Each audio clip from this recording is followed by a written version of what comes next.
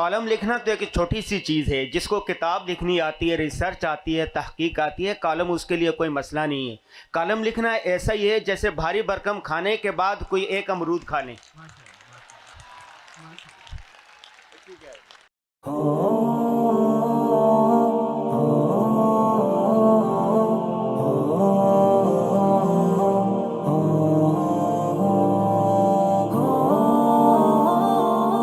Column निगारी के जामियत रशीद के तहत मुख्तलिफ़ कोर्सेज़ होते हैं। अल्हम्दुलिल्लाह बड़ी तादाद में लोग कॉलम लिख रहे हैं। इसी तरह के तहकीक के हवाले से यहाँ पर पूरा एक शोबा मौजूद है।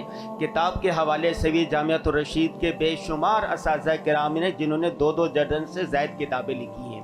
और ये सारी उसी तरह JTR मीडिया हाउस में पॉडकास्ट कैसे करना है, रिपोर्ट कैसे लिखनी है, कंटेंट कैसे सारा लिखना है, ये सब बताया जाता है और अमली तौर पर सिखाया जाता है।